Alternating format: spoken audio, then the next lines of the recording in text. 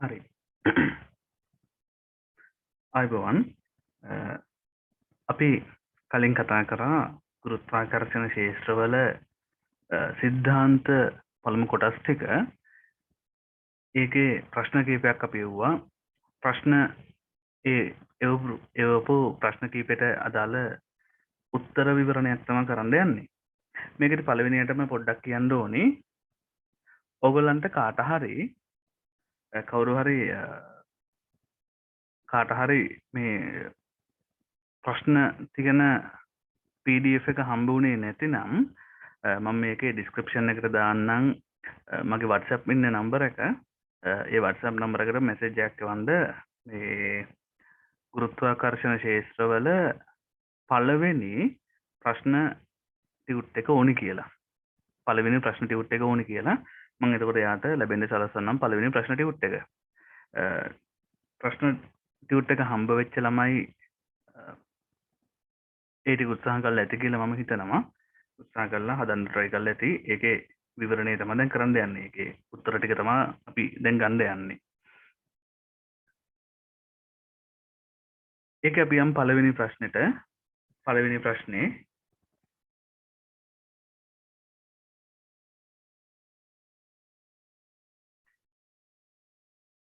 පළවෙනි ප්‍රශ්නේදී අපිට කියනවා කිසියම් වස්තුවක පෘථිවි පෘෂ්ඨය මතදී බර නිව්ටන් 300ක්ලු. වස්තුවක පෘථිවි පෘෂ්ඨය මතදී බර අපිට නිව්ටන් 300ක් කියලා දෙනවා. අපි ප්‍රශ්නේ කියවන ගමන්ම ඒකට අදාළ graph එක දාගමු. graph එකක් දාගත්තාම අපිට හරි ලේසි ප්‍රශ්නේ ගැටලුව විසඳන්න. පළවෙනි ප්‍රශ්නේ අපිට කියන්නේ මේ තියෙන්නේ පෘථිවි පෘෂ්ඨය පෘථිවිය අපි පෘථිවියේ අරය කැපිටල් R කියලා හිතමු. වස්තුවක පෘථිවි පෘෂ්ඨයේදී බර නිව්ටන් 300ක්ලු. මෙයා මෙන්න මෙතනදී බර ඒ කියන්නේ පෘථිවිය පැත්තට තියෙන ආකර්ෂණ බලය F1 කියලා ගමු.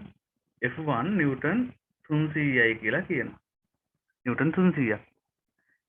ඊට පස්සේ අපිට කියනවා මේ වස්තුව පෘථිවි පෘෂ්ඨයේ සිට පෘථිවියේ අරයමෙන් 3 ගුණයක උසකදී පෘෂ්ඨයේ ඉඳන් 3 ගුණයක උසක් තියෙන්න ඕනේ. පෘෂ්ඨයේ ඉඳන් 3 ගුණයක උසක්. එතකොට පෘෂ්ඨයේ ඉඳන් 3 ගුණයක උසක් කියන්නේ තව 3r උඩට යන්න ඕනේ. මේ වස්තුව දැන් තියෙන්නේ මෙතන පෘෂ්ඨයේ ඉඳන් 3r උසකට යන්න ඕනේ. ඔය කියන වස්තුව දෙවෙනි අවස්ථාවේදී පෘෂ්ඨයේ ඉඳන් 3r උසකට යන්න ඕනේ. එතකොට කේන්ද්‍රයේ ඉඳන් තියෙන මුළු දුර 4r. කේන්ද්‍රයේ ඉඳන් තියෙන මුළු දුර 4r. මෙන්න මේ වෙලාවේදී බර කීයද කියලා අහන්නේ මම ඒක F2 කියලා අරගන්නවා. F2 කියලා අරගන්නවා. අපි පෘථිවියේ ස්කන්ධ කැපිටල් M කියලා හිතමු. පෘථිවියේ ස්කන්ධ කැපිටල් M කියලා හිතමු.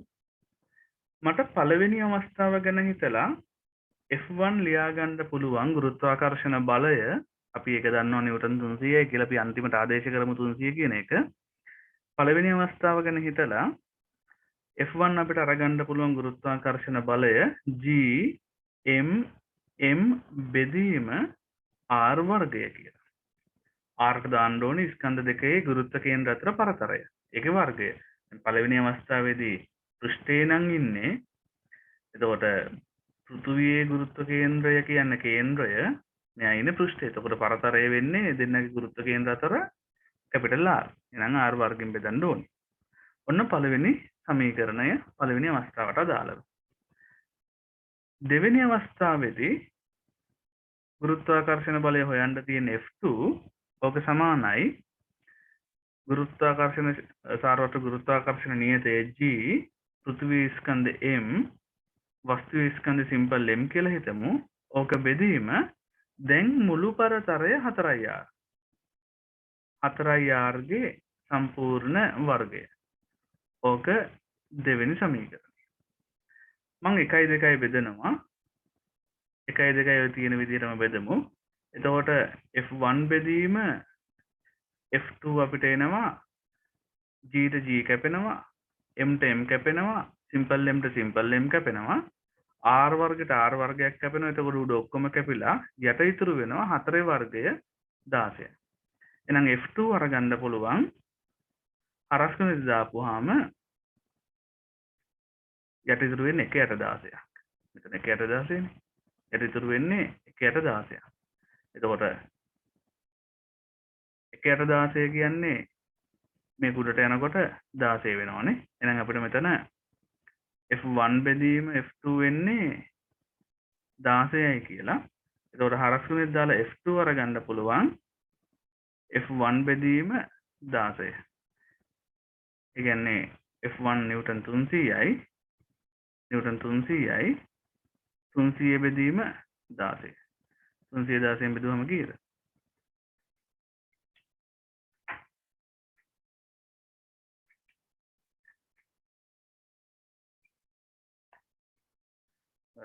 හතරෙන් බෙදන්න පුළුවන්. මෙතන 4 වරක් 4යි. මෙතන 4 වරක් 300 දෙකෙන් බෙදුවම 150යි. 150යි දෙකෙන් බෙදුවම 75යි. 75 බෙදීම 4ක්. එහෙනම් F2 අරගන්න පුළුවන් කොහොමද එන්නේ?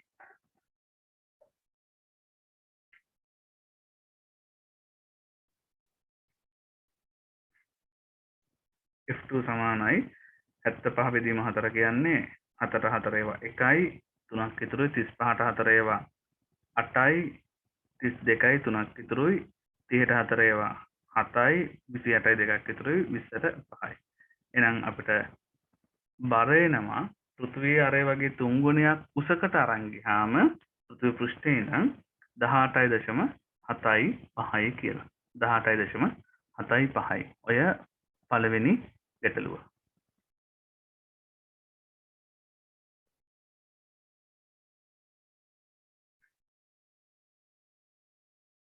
අපි ඔහම දෙවෙනි ගැටලුවටත් යමු එමු.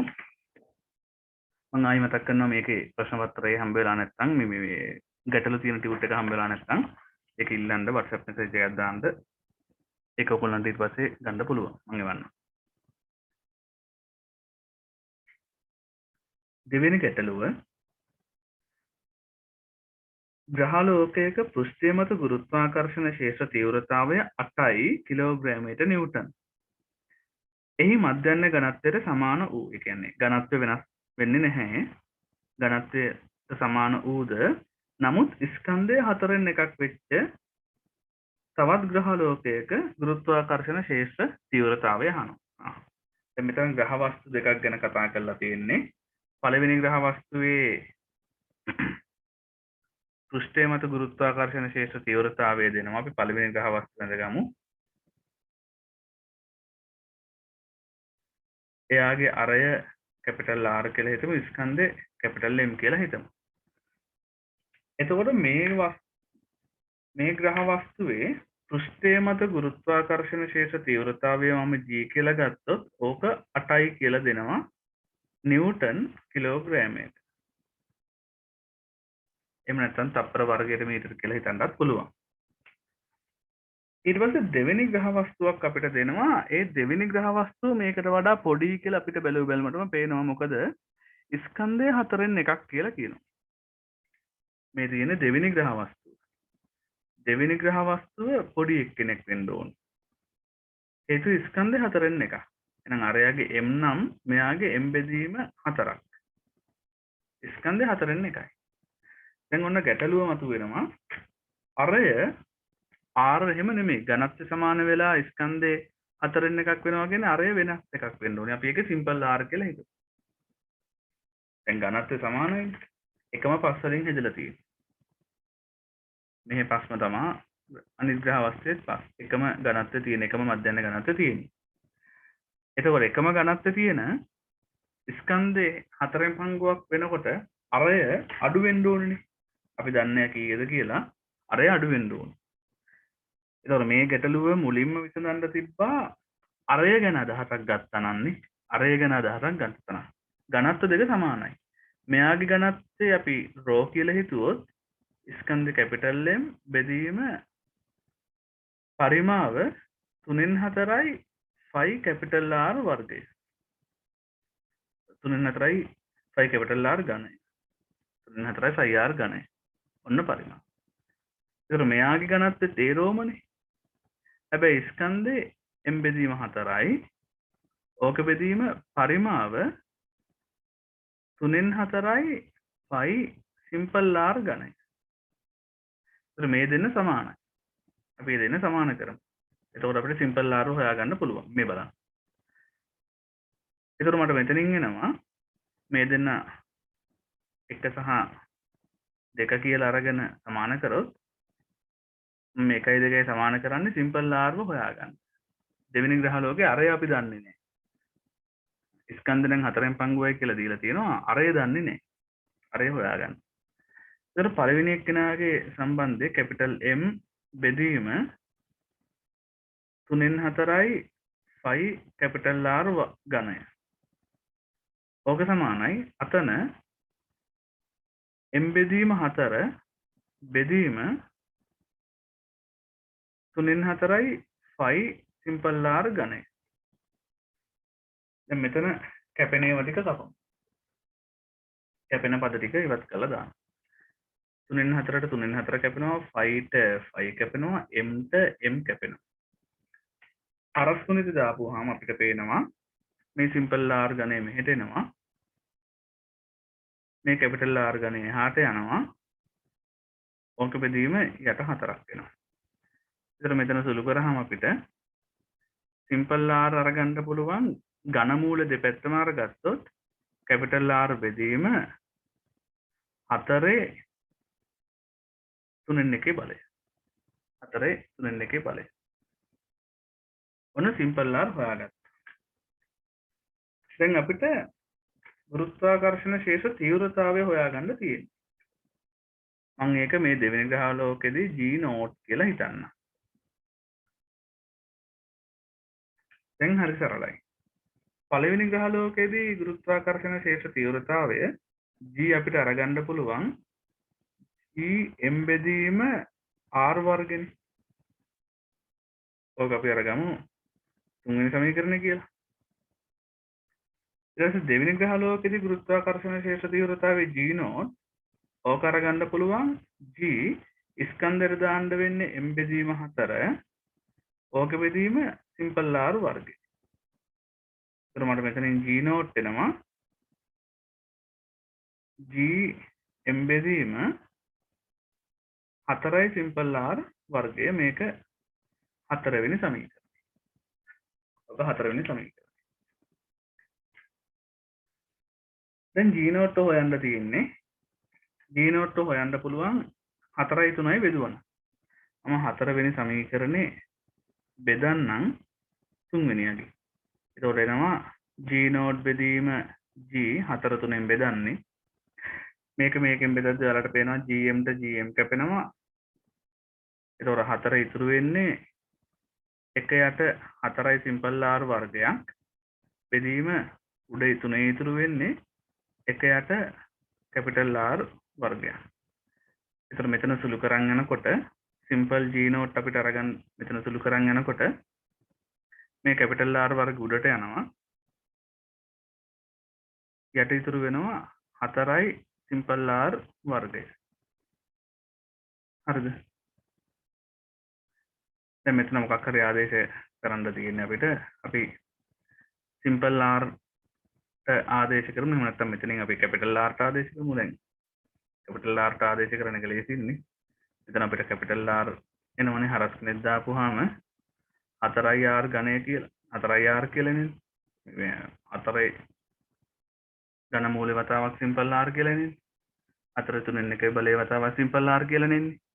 ඒකට කැපිටල් R ට ආදේශ කරොත් මේ පදය එතකොට 4 3න් 2 බලය වෙනවා වර්ග වෙලා ඕක වතාවක් සිම්පල් R වර්ගය බෙදීම 4යි සිම්පල් R වර්ගය.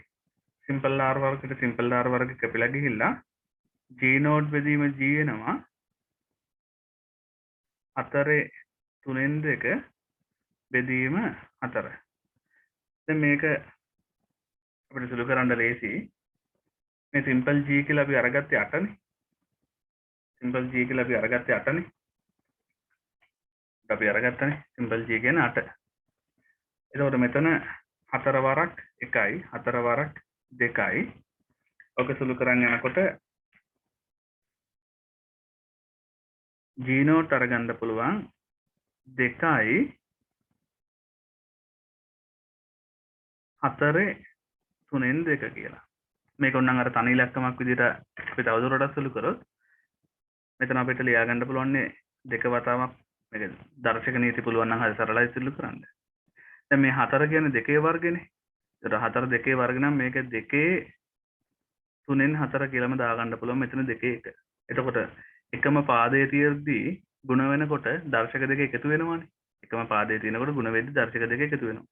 එහෙනම් G නෝට් අපිට අරගන්න පුළුවන් 2 2 1 ධන 3 4 බෙදීම 3.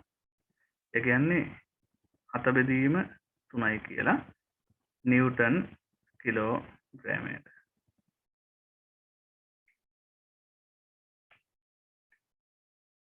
ඔකොන්න ලඝු බලලා සුළු කරගන්න දෙකේ ලඝු බලන්න ඊට පස්සේ 7න් ගුණ කරන්න 3න් බෙදන්න ඊට පස්සේ ප්‍රතිලඝු බලන්න. එතකොට අපිට වටිනාකම අරගන්න පුළුවන්.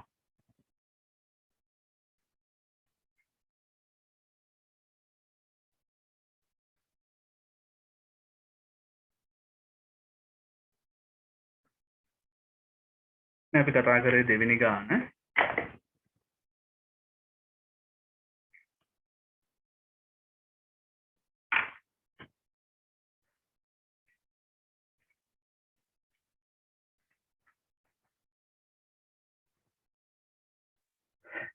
අපි ළඟට තුන්වෙනි ගානට යන්.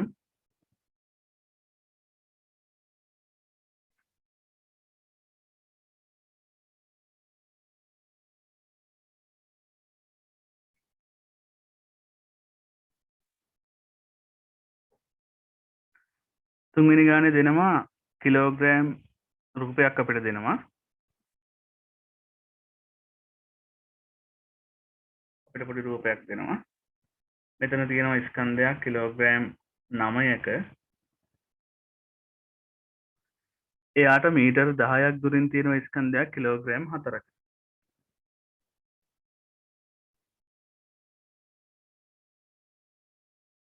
මේ දෙන්න තියෙන්නේ මීටර් 10ක පරතරයි.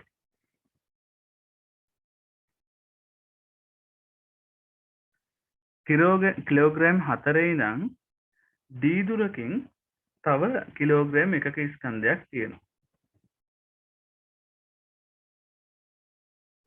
මෙන්න මේ දුර D. අපෙන් අහනවා කිලෝග්‍රෑම් 1ේ සංප්‍රයුක්ත ගුරුත්වාකර්ෂණ බලය ශුන්‍ය වෙන්න. කිලෝග්‍රෑම් 1 මත සංප්‍රයුක්ත ගුරුත්වාකර්ෂණ බලය ශුන්‍ය වෙන්න. මේක මෙහෙමයි. කිලෝග්‍රෑම් 1නේ අපි සලකන්න ඕනේ. කිලෝග්‍රෑම් 1 සංප්‍රයුක්ත ගුරුත්වාකර්ෂණ බලය බිඳුව වෙන්න ඕනේ. දැන් මෙතන කිලෝග්‍රෑම් 1 ස්කන්ධය මත ගුරුත්වාකර්ෂණ බල ඇති කරනවා දෙන්නෙක්. කිලෝග්‍රෑම් 9ක් ඇති කරනවා කිලෝග්‍රෑම් 4ක් ඇති කරනවා. කිලෝග්‍රෑම් 1 මත 9නුත් ගුරුත්වාකර්ෂණ බල තියෙනවා 4නුත් ගුරුත්වාකර්ෂණ බල තියෙනවා. 9න් තියෙන්නේ ගුරුත්වාකර්ෂණ බලය කිලෝග්‍රෑම් 1 මත වමට මං ඒක F1 කියලා හිතන්න. 4න් තියෙන්නේ කිලෝග්‍රෑම් 1 මත ගුරුත්වාකර්ෂණ බලය දකුණට. ස්කන්ධ 4 කොහොමනේ තියෙන්නේ නේ. දැන් මේ දෙන්න මත ඇති වෙන ගුරුත්වාකර්ෂණ බල මං එන්නේ නැහැ. මට ඕනි කිලෝග්‍රෑම් 1 ගැන හිතන්න විතරයි. එතකොට සංප්‍රයුක්ත ගුරුත්වාකර්ෂණ බලය බිඳුව වෙන්න නම් කිලෝග්‍රෑම් 1. කිලෝග්‍රෑම් 1 මත සංප්‍රයුක්ත ගුරුත්වාකර්ෂණ බලය බිඳුව වෙන්න නම්. හරිද? කිලෝග්‍රෑම් 1 මත සංප්‍රයුක්ත ගුරුත්වාකර්ෂණ බලය බිඳුව වෙන්න නම් මෙතන හරිය සරල වැඩක් වෙන්න ඕනි. ඒ වැඩේ තමයි සම්මය. මෙයා මත සංප්‍රයුක්ත බිඳුව වෙන්න නෑ. මෙයා මත සංප්‍රයුක්ත බිඳුව වෙන්න නම් ඉතින් මක් වෙන්න ඕනිද? බල දෙකක් තියෙනවා දෙපැත්තට. බල දෙකක් දෙපැත්තට තියෙනවා. සංප්‍රයුක්තයේ බිඳුව වෙන්න නම් ওই බල දෙක සමාන වෙන්න ඕනි. ප්‍රතිවිරුද්ධ වෙන්න ඕනි. දැන් ප්‍රතිවිරුද්ධය කියන එක පැහැදිලිනේ. එහෙනම් සංප්‍රයුක්ත බිඳුව වෙන්න නම් ওই දෙක සමාන වෙන්න ඕනි. එහෙනම් සංප්‍රයුක්තයේ බිඳුව වෙන්න F1 සමාන වෙන්න ඕනි කාටද? F2ට. F1 මට අරගන්න පුළුවන් GM බෙදීම R වර්ගය. G m ට දාන්න වෙන්නේ 9, සිම්පල් m ට දාන්න වෙන්නේ 1, ඕක බෙදීම r වර්ගය. r වර්ගයට දාන්න වෙන්නේ මට මෙන්න මේ පරතරය. එතන මෙතන මීටර 10යි අතන මීටර d. එහෙනම් මෙතන 10 ඍණ d. මෙතන 10 ඍණ d ගේ වර්ගය. ඕක සමානයි f2ට දාන්න පුළුවන් g m ට දාන්න වෙන්නේ 4 සිම්පල් m ට 1 බෙදීම r වර්ගය. එන d ගේ වර්ගය. මෙතන g ට g කැපිලා අන්තිමට එනවා 9 බෙදීම 10 ඍණ d ගේ සම්පූර්ණ වර්ගය සමාන වෙන්න ඕනි 4 බෙදීම d ගේ වර්ගය කියලා. දැන් මේ 10 ඍණ d වර්ග කළා ඊට පස්සේ වර්ගජ සමීකරණයක් අරගෙන වර්ග පූර්ණය කළා උත්තරේ ගන්න යන්න එපා. මේක ඊට වඩා සරලව විසඳන්න පුළුවන් ඕගලන්ට මේ ආපු ප්‍රකාශනය දිහා බැලුවොත්. ඒ කියන්නේ මේක වර්ග කළා අන්තිමට සුළු කළා වර්ගජ සමීකරණයක් අරගෙන එහෙම යන්න අවශ්‍ය වෙන්නේ නැහැ. දැන් මෙතන මේ වර්ගනේ ප්‍රශ්නේ. හරි සරලව දෙපැත්තේ වර්ග මූල්‍ය දාන්න පුළුවන්. මෙතනත් 9 අතන 4නේ තියෙන්නේ. 9යි 4යි තියෙන නිසා වර්ග මූල්‍ය දාන්න පුළුවන්. දැන් වර්ග මූල්‍ය දාන්න. දෙපැත්තම වර්ග මූල ගන්නකොට වම 3 වෙනවා. මෙතන 10 ඍණ d වෙනවා. ඔය සමානයි මේ පැත්තේ වර්ග මූලය දානකොට 4 2 වෙනවා වර්ග මූලේ. ඔක බෙදීම මෙතන d වෙනවා. දැන් සුළු කරන්න දෙපැත්ත 3id සමානයි මේක එහා පැත්තට ගියාම 20 ඍණ 2id මේ 2id මෙහෙට දානකොට 5id ඕක සමානයි 20යි. එහෙනම් d සමානයි 4යි මීටර. d සමානයි 4යි මීටර.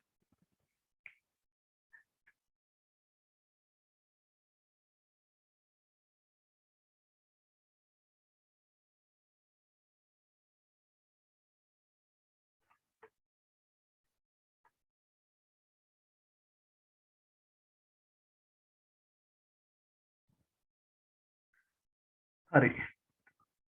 ඔය තුන්වෙනි ගැටලුව අපි විසඳුවේ. ඊළඟට බලන්න හතරවෙනි ගැටලුව.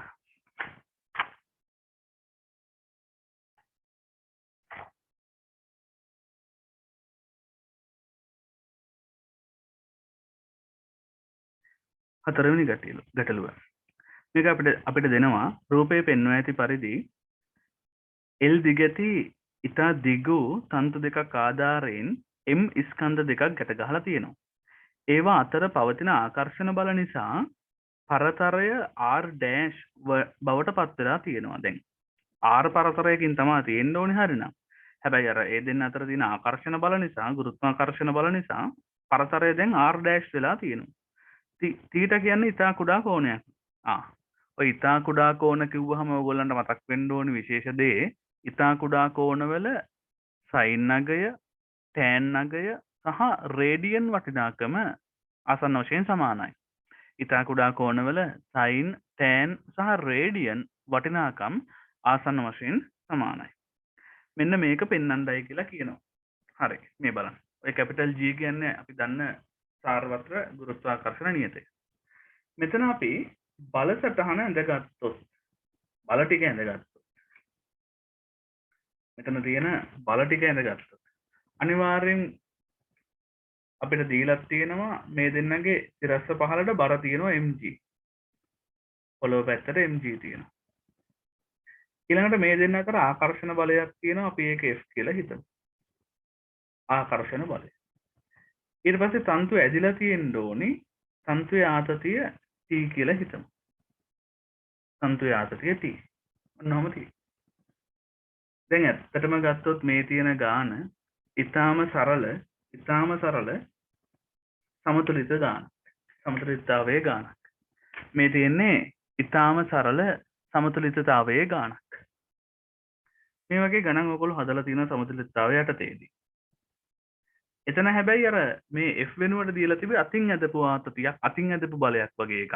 තිරස් බලයේ විදිහට. හොඳට මතක් කරගන්න. හැබැයි දැන් මෙතන F අපිට දීලා තියෙනවා. F දීලා තියෙන්නේ ගුරුත්වාකර්ෂණ බලයේ විදිහට. ගුරුත්වාකර්ෂණ බලයේ විදිහට. ඒක තමයි මෙතන තියෙන එකම විශේෂත්වය. ඒ ඇරෙන්න මේ ගැටලුව ඊටාම සරල සමතුලිතතාවයක්. ඊටාම සරල සමතුලිතතාවය. දැන් මේ කෝණේ θ නම් මෙන්න මේ කෝණේ ඒකාන්තර කෝණ θ වෙන්න ඕනේ. මම මෙන්න මේ අංශුව ගැන හිතන්න මේ දෙවෙනි අංශුව. මේ දෙවෙනි අංශුවට තියෙනවා සිරස් සමතුලිතයක්. සිරස් සමතුලිතය. සිරස් සමතුලිතය. සිරස් සමතුලිත ගැන හිතුවොත් උඩට තියෙන t cos theta සමාන වෙන්න ඕනේ පහළට තියෙන mg ට. පළවෙනි සමීකරණය. පළවෙනි සමීකරණය. ඊළඟට මෙයාට තියෙනවා තිරස් සමතුලිතයක්. ඔය සමතුලිතතාවය ගණන් හැදුවේ අපි ඔහොමමනේ. දෙපැත්තට සමතුලිතතාවය ගැන හිතලානේ ගොඩක් වෙලාවට හැදුවේ. ඊළඟට තිරස් සමතුලිතය. තිරස් සමතුලිතය. එතකොට තිරස්ස දකුණට තියෙනවා මෙතන t sin theta. ඕක සමාන වෙන්න ඕනි වම් පැත්තට තියෙන f ට. මේ දෙක. හරි සරලයි. දැන් මේක මෙතනින් එහාට සුළු කරගෙන යන්නේ අපිට t වැඩක් නැහැනේ. t කියන්නේ තන්තුවේ ආතතිය ඒක අපිට අදාළ නැහැ. අපි තන්තුවේ ආතතිය අයින් කරගන්න. තන්තුවේ ආතතිය අයින් කරගන්න මම දෙවෙනි සමීකරණය බෙදනවා පළවෙනියගේ. මේක හුරු පුරුදුයි. සමතුලිතතාවයේදී ඇති වෙන්න ගල්ලා තියෙනවා. එතකොට t ට t කැපෙනවා sin theta බෙදීම cos theta වම එනවා sin theta බෙදීම cos theta ඕක සමානයි දකුණු පැත්තේ එනවා f බෙදීම mg කියලා. f බෙදීම mg. sin theta බෙදීම cos theta කියන්නේ tan theta. ඕක සමානයි f බෙදීම mg. මට මෙතනින් එනවා mg අනිත් පැත්තට දාපුවාම f සමානයි mg tan theta කියලා. දැන් මෙතන බලන්න tan theta ගන්න ගියොත් tan theta කියන්නේ සම්මුඛ පාද බෙදීම බද්ධ පාදය. දැන් මෙතන බද්ධ පාදයක් ඊට ආශ්‍රිතව අපිට දීලා නැහැ. ඒක පයිතගරස් දාලා හොයාගන්න වෙනවා. හැබැයි ඒක ඊට අසීරු වැඩක් නේ. පයිතගරස් දාලා බද්ධ පාද හොයන එක. අපිට දෙනවා මෙයාගේ කර්ණය තන්තුවේ දිග L කියලා. ඒ වගේම අපිට විශේෂයෙන් කියනවා θ ඉතා කුඩා කෝණයක් කියලා. මෙන්න වැදගත්ම දේ. θ ඉතා කුඩායි කියලා. θ ඉතා කුඩායි නම් අපිට මෙතන tan θ ආසන්න වශයෙන් සමාන කරන්න පුළුවන් sin θ ට. එහෙනම් මේ ප්‍රකාශනය මට එනවා දැන් චුට්ටක් වෙනස් වෙලා f සමානයි mg sin theta කියලා. f සමානයි mg sin theta. f ට දාන්න වෙන ගුරුත්වාකර්ෂණ බලය. f ට දාන්න වෙන ගුරුත්වාකර්ෂණ බලය. ගුරුත්වාකර්ෂණ බලය කියන්නේ g m ට දාන්න වෙන්නේ එක ස්කන්ධයක් සිම්පල් m අනිත් එක නම් සිම්පල් m තමයි. එහෙනම් g m m බෙදීම r dash ගේ වර්ගය. ඕක සමානයි mg sin theta. mg sin theta. sin theta ට අපි ආදේශ කරලාම දාමු ඉතින්. සම්මුඛ පාද බෙදීම කර්ණය කියලා. සම්මුඛ පාද කියන්නේ r ඍණ r dash. ඕක බෙදීම 2 බෙදීම කර්ණය කියන්නේ l. මෙතන m ට එක m එකක් කැපෙනවා. m ට එක m එකක් කැපෙනවා. මේක මේ පැත්තට ගන්නම්. ඒතර වමේ ඉතුරු වෙනවා gm ඕක බෙදීම r dash ගේ වර්ගය. ඕක සමානයි දකුණු පැත්තේ simple g වතාවක් r ඍණ r dash බෙදීම මේ දෙන සුළු වෙලා 2l 2l. මම හිතන අපිට ඕක තමයි පෙන්වන්න තියෙන්නේ. අරසුනෙත් දාපුවම උත්තරය එනවා. අරසුනෙත් දාපුවම උත්තරය අරගන්න පුළුවන්.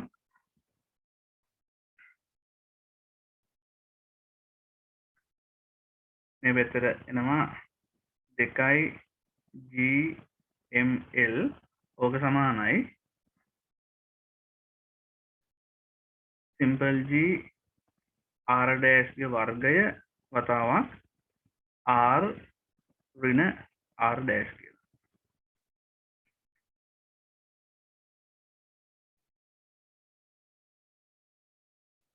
මේක අර වම දකුණ මාරු කරාම ටියුට් එකේ තියෙන උත්තරය අරගන්න පුළුවන්. වම දකුණ මාරු කරාම ටියුට් එකේ තියෙන උත්තරය අරගන්න පුළුවන්.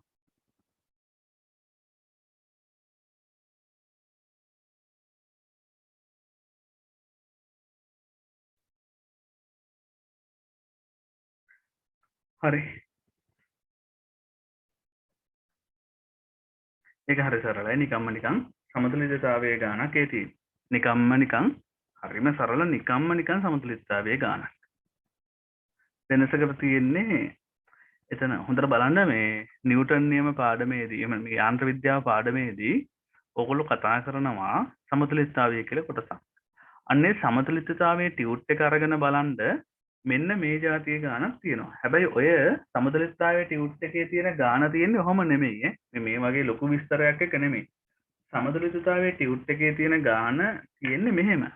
ඒක තියෙන්නේ හරි සරලව මෙන්න මේ වගේ. කියන්නේ වහලේ එල්ලපු තන්තුවක් තියෙනවා.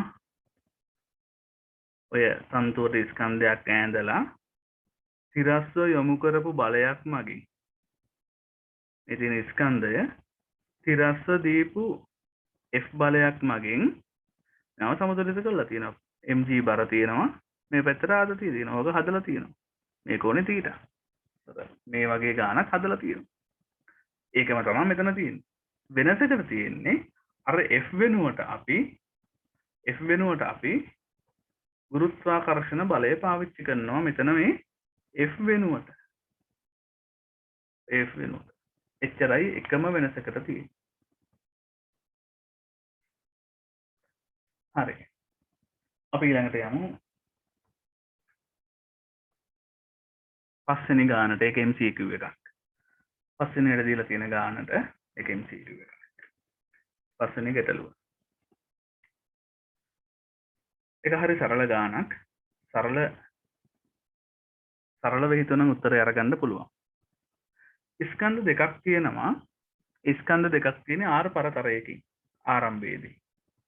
මෙතන එක ස්කන්ධයක් තියෙනවා. මෙතන තව ස්කන්ධයක් තියෙනවා. මේ දෙන්න තියෙන්නේ R පරතරයකින්. හරිද? මේ ස්කන්ධ දෙක ඔය විදිහට ආරම්භයේදී නිදහස් කරනවලු. එතකොට ආරම්භයේදී වේගයක් නැහැ හොඳේ. දැන් මේ තියෙන ස්කන්ධ දෙක එහෙම තියෙනවා. ස්කන්ධ දෙක කොහොම තියෙනවා? මෙයා නිදහස් කරනවා. ආරම්භයේදී මේගොල්ලෝ නිසලයි. මෙයා නිසලයි. ආරම්භය නිසලයි. අපි දන්නවා මේ දෙන්න අතර ක්‍රියාත්මක වෙන්නේ ආකර්ෂණ බලය. මම F නෝට් කියලා ගන්නම් ආරම්භක අවස්ථාව නිසා. එහෙනම් මේගොල්ලෝ ලං වෙනවා. ආකර්ෂණ බල නිසා මේගොල්ලෝ ලං වෙනවා. මේගොල්ලෝ ටිකක් ලං වෙනවා. ඒතර පරතරය R ට වඩා අඩු වෙනවා. පරතරය R ට වඩා අඩු වෙනවා. එතකොට මෙයාලා ලං වෙනකොට මෙයාලා මෙහෙම ලං වෙනවා. ලං වෙනකොට අර තිබිච්ච බල නිසා දැන් මෙයාලට වේගයක් එනවා. දැන් මෙතනදි බලයක් තියෙනවා ඒක F1. මෙතනදි මේගොල්ලන්ට ලැබෙනවා වේගයක් දෙන්නට ආකර්ෂණය වෙනකොට V1 කියලා අපි හිතමු. V1 වේගයක් එනවා. ඊට පස්සේ එන්න ආයි ලං වෙනවා. මොකද පේනවා මේගොල්ලෝ ලං වෙනවා. දිගින් දිගට මෙතෙන් ලං වෙන්න ඕන. තවත් ලං වෙනවා.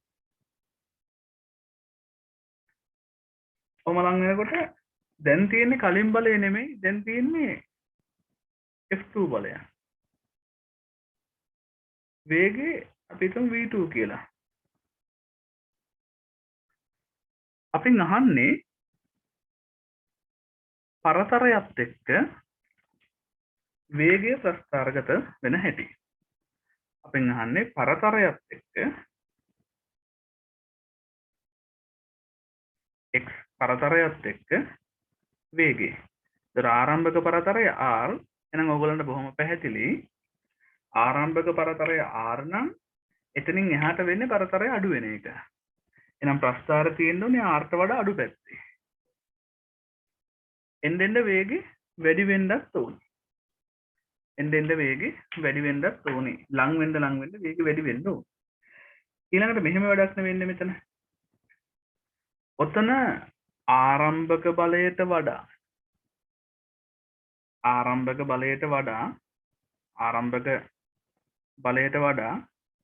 ලං වුණාම බලය වැඩි. තවත් ලං වෙද්දි තවත් බලය වැඩි. ලං වෙන්න පරතරය අඩු වෙන්න බලය වැඩි. බලය වැඩි කියන්නේ ත්වරණය වැඩි. එහෙනම් වේගය වැඩි වෙන්න ඕනි ඊටාම වේගවත්.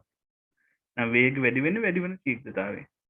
ප්‍රස්ථාරේ මෙන්න මේ වගේ ප්‍රස්ථාරයක් එන්න ඕනි.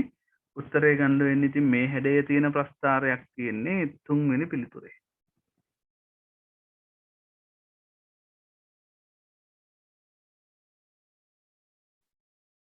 තුන්වෙනි පිළිතුර.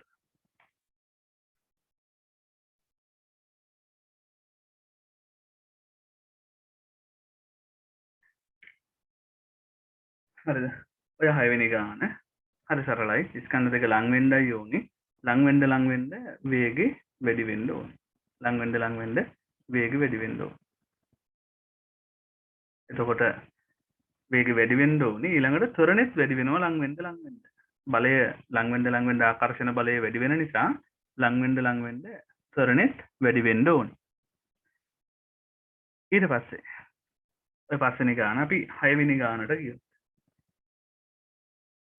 6 වෙනි ගාන කියන්නේ මෙහෙම එකක්.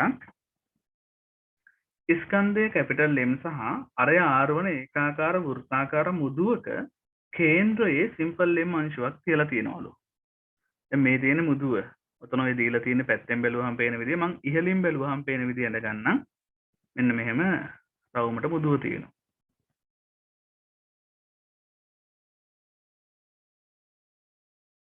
මේ තියෙන මුදුව.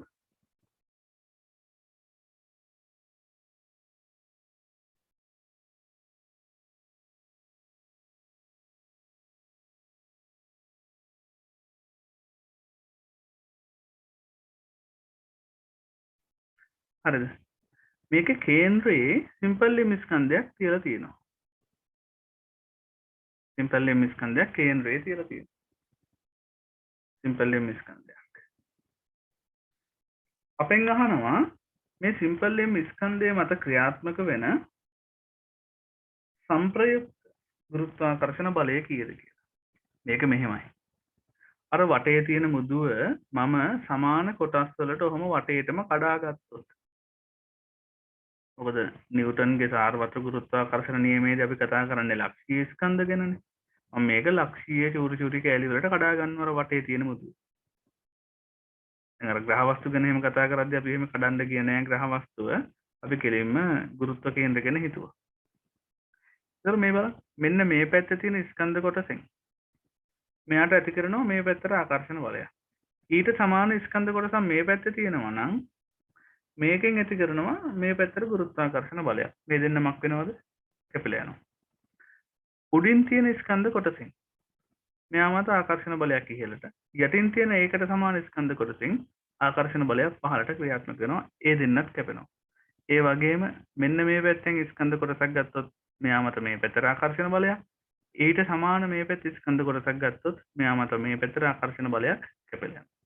මේ පැත්තනොත් මේ හැම පැත්තෙම ඇතිවෙන හැම ආකර්ෂණ බලයකටම සමාන ආකර්ෂණ බලයක් අනිත් පැත්තට තියෙනවා.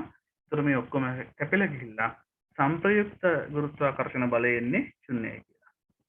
ඒකට සිම්පල් M මත සංප්‍රයුක්ත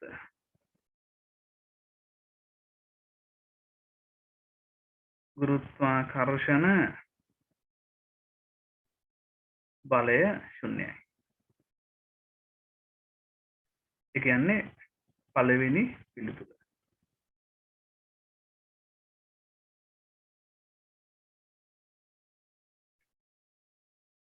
ඔක කොහොම වෙන්නේ කේන්ද්‍රයේ තිබ්බ නිසා. කේන්ද්‍රේ නැතුව වෙන තැනක තිබ්බනම් මේ බල හැමෝම එක එක පැතිවලට තිබ්බට සමාන වෙන්නේ නැහැ පරතර වෙනස් නිසා. එතකොට මේ ස්කන්ධය කේන්ද්‍රේ නැතුව ටිකක් මේ පැත්තට වගේ වෙන්න තිබ්බනම් මේ පැත්තෙන් ඇති කරන ගුරුත්වාකර්ෂණ බල ප්‍රබල වෙලා සංප්‍රයුක්ත වෙනවා මෙන්න මේ දිහාවට. මේ දිහාවට සංප්‍රයුක්ත වෙනවා. මේ ස්කන්ධය මේ පැත්තේ වගේ තිබ්බනම් වමට වෙන්න වගේ තිබ්බනම් මේගොල්ලන්ගේ ඇති කරන ආකර්ෂණ බල ප්‍රබල වෙනවා පරතරය අඩු වෙනකොට. ඒ නිසා සංප්‍රයුක්තේ මෙහෙට වෙනවා. උඩට වගේ වෙන්න තිබ්බනම් උඩින් ඇති කරන ආකර්ෂණ බල ප්‍රබල වෙලා සංප්‍රයුක්තේ ඉහළට ක්‍රියාත්මක වෙන්න ගන්නවා. පහළින් තිබ්බනම් පහළට. පහළින් ඇති කරන ආකර්ෂණ බල ප්‍රබල වෙලා. එතකොට හරියටම කේන්ද්‍රය තියෙන නිසා මේකේ ශුන්‍ය ආකර්ෂණ බලයක් ක්‍රියාත්මක වෙන්නේ.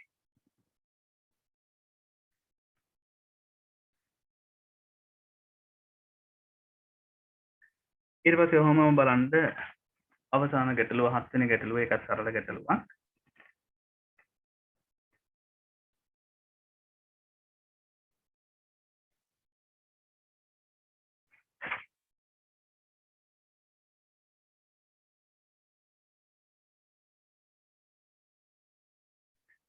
පෘථිවිය ස්කන්ධය සහ අරය පිළිවෙලින් කැපිටල් M සහ කැපිටල් R ලු. අපි අඳගමු පෘථිවිය.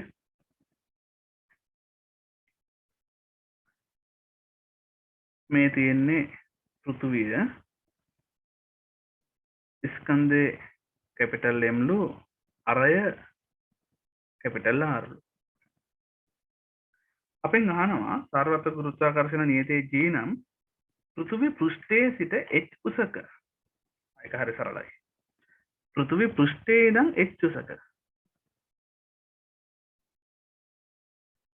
ගුරුත්වාකර්ෂණ ශේෂ්ත්‍ර තීව්‍රතාවය කීයද කියලා අහන්නේ. ජීව අහන්නේ. පෘථිවි පෘෂ්ඨයේ ඉඳන් h උසක. දැන් මෙහෙමනේ. අපි දුර ගන්න ඕනේ. අපි සිම්පල් r කියලා අරගන්නේ. පෘෂ්ඨයේ ඉඳන් තියෙන දුර නෙමෙයි අපි කලිනුත් එක්ක කතා කරා. කේන්ද්‍රයේ ඉඳන් තියෙන දුර. ඒක තමයි සිම්පල් r. ඕකේ එන්නේ r ධන h කියලා. එහෙනම් මෙන්න මෙතන ගුරුත්වාකර්ෂණ ශේෂ්ත්‍ර තීව්‍රතාවය එන්නේ g කැපිටල් M බෙදීම r වර්ගය. ඒ කියන්නේ g සමානයි g කැපිටල් M බෙදීම r ධන h ගේ සම්පූර්ණ වර්ගය. උත්තරේ ගන්න වෙන්නේ පස්වෙනි උත්තරය.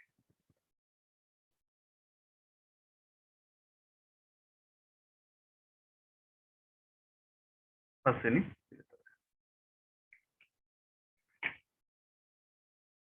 හරි. අපිට ඔහම අරගන්න පුළුවන්. හරි සරලයි. එතකොට ඒ වල තිබ්බ ගණන් ටික මේ විදිහට හදාගන්න පුළුවන්. ඊළඟට ඕගොල්ලෝ මෙතනින් නතර වෙන්න එපා. ගුරුත්වාකර්ෂණ ශේෂ්ත්‍ර පාඩමේ දැනට 40ක් පමණ ඉවරයි. 40ක් විතර.